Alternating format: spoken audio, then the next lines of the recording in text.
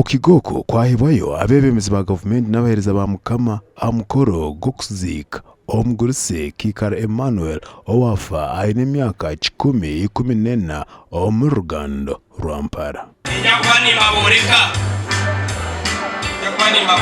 Wenu wagumwiri kandi emusinko kuwagamba likuzakurira bantu ligasi yashwenkoreka esigale ekina ekipinzira nkabishukuru tukugira ngo bija kugira ngo twisonkwa twija mu nchakare w'oryo mwijukuru wano shisha muhanda ninga wano gere kibi ekiwano abantu bakore bajye niwa mtawano waleti Kikara tetwafunye ko buzibu mugamba nti nze sizala wange kale biki nothing. Emmanuel Kikara yasiga abijukuru abarengere 10 abijukuriza 45 kandogo akazara abana 18. kurebera cyo mugurusi munonga nabura kandi nashemera kandi nashoma nimwe bari yamushome mara kutubadurinka tureke kura speech konga niyo mumere nimbuzi family tani njimanya nimbuzi kokana yashanga side ndijo abajungu bakatwita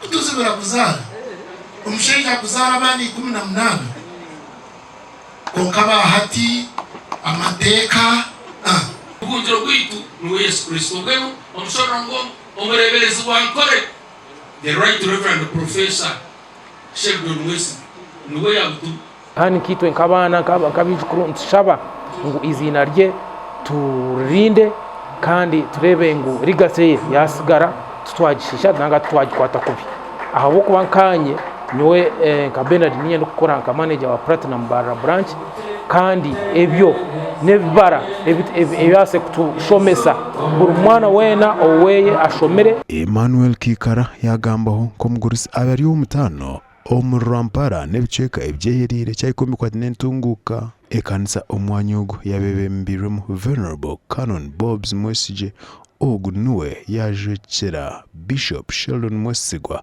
Associate Professor. Twazomra kasese acharo nihabura wana egumbura n'urukoki uko wagwero akagwe bwanyuma yokutekatekwaho Fenekans Kanyesige kwita omurumuna zifense Kanyesige emyaka 30 y'obukuru aba bafasherins 15 obahati orukutekatekwa kuba cyita yamazirwe kukwatwa abyokwerinda ubu no kucondoza kurugumiza balwane kumacha